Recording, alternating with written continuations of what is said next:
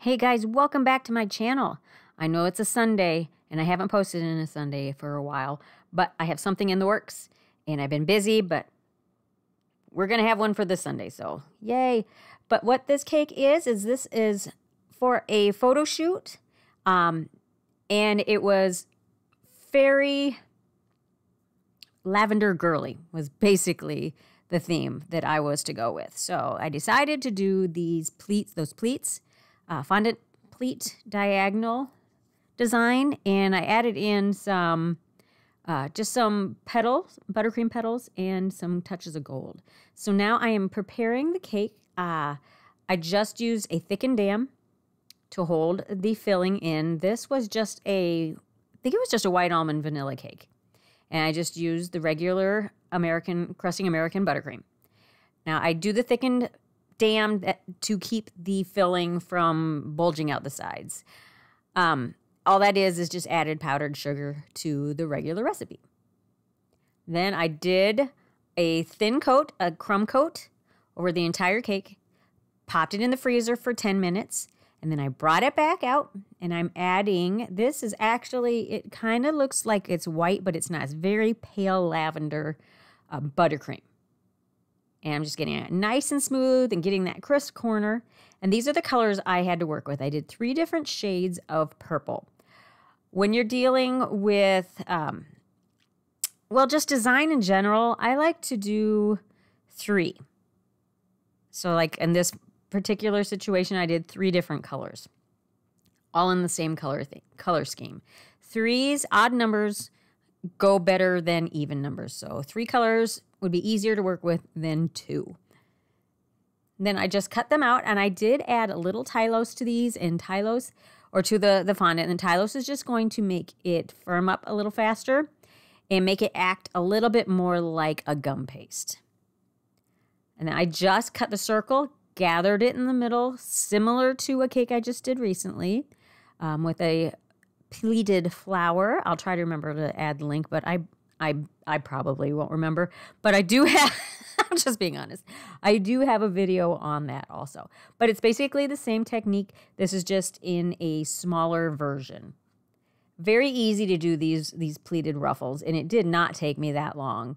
So you just cut it, gather it in the middle, add a little water where it's gathered in the middle if you need to, but I didn't need to, and just flatten it out with your roller or with the side of your hand, and then cut it. That's all that is. And here are my 3 colors all ready to be applied to the cake. But I did let them firm up for probably about an hour. I did this at work, and I had other orders going at the same time, so I just put it to the side and let it set up. Now I took my cake out of the fridge. I had put it in the fridge to set up while I was working on the pleats and all the other things I was doing that day. So it's nice and firm to the touch. It's nice and dry and firm. And I'm just using a little dab of buttercream on the back of the pleats to get them to stick. That's really all you have to do. And I knew I was going to do this on a diagonal. So it needs to wrap around like half of the cake, but be at its highest point on the left-hand side, coming down the side. So I just randomly placed these. I didn't necessarily want to do like light, dark, medium, light, dark, medium. You know, I didn't want to do a specific pattern because sometimes that ends up lining up to where you have like rows, like diagonal rows of the same color. So I just kind of eyeballed it, looked at it, thought, okay, what color am I missing right here? I have too many of these. Like right there, I had too many of the mid-tone. So I added a darker one. That's really all I did. And on the bottom ones, I kind of cut off the bottom part so that they sat a little closer to the board instead of kind of having a stem on the bottom of them. I just cut them down to where the pleat begins. That gives it a more seamless, more thought out, finished look.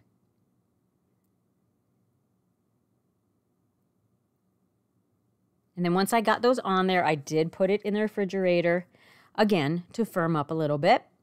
The next part, I don't actually have the footage of. I don't know why, but I will explain to you what I did, when we get to it. But right here, I'm just kind of cleaning up any extra buttercream that you can see that I did not intend to be able to be seen.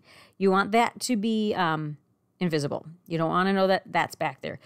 You could apply those with piping gel, but sometimes with the weight of the design, if the weight is the decoration, I mean, if it's too heavy, piping gel, sometimes it will slide down. So I just stick with buttercream in that situation. Especially if your cake is chilled, it's going to set up pretty fast. Now here I'm just using that lavender because I'm going to do palette knife little petals.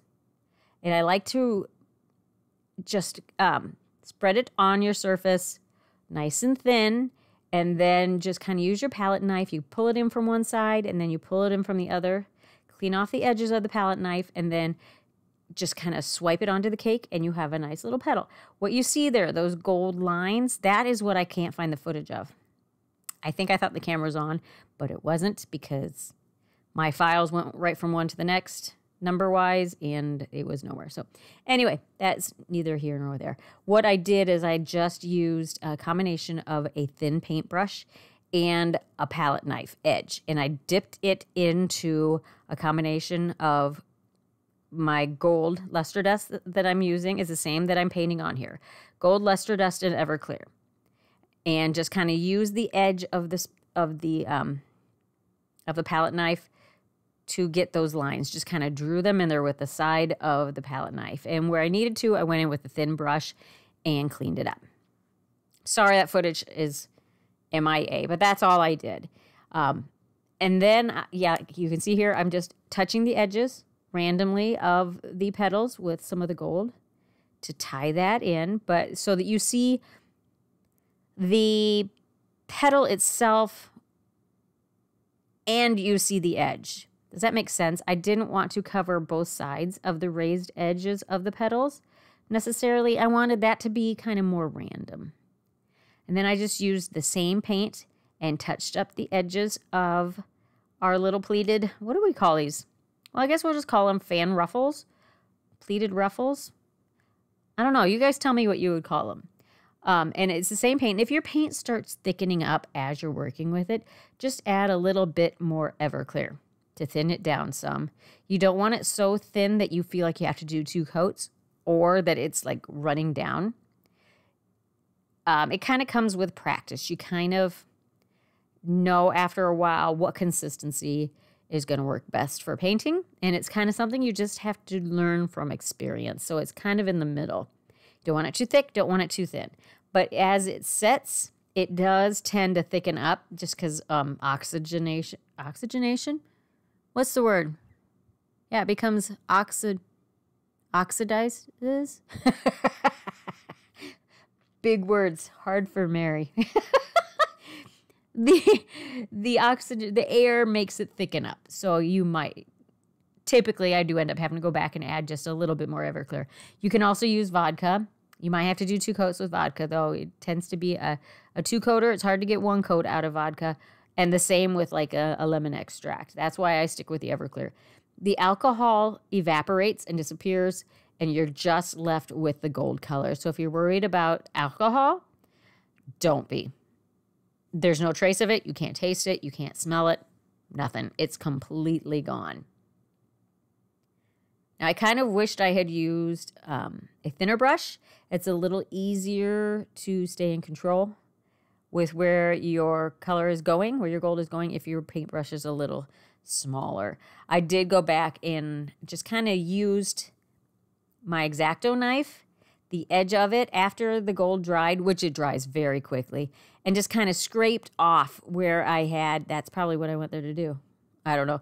But I scraped off the gold where I didn't want it, because once it's dried, if it's on fondant that has dried also most of the way, you can kind of just scrape it off.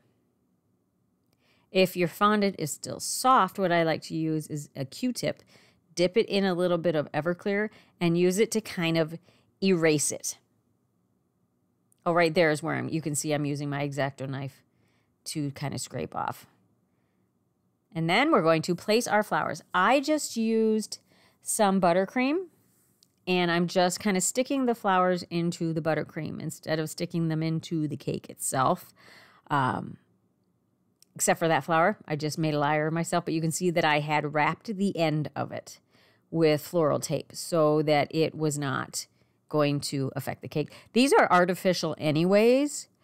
If you wash and dry your artificial flowers, just like with your fresh flowers, but specifically your artificial, because there's no, fresh flowers have moisture to them that can kind of seep out of the stems.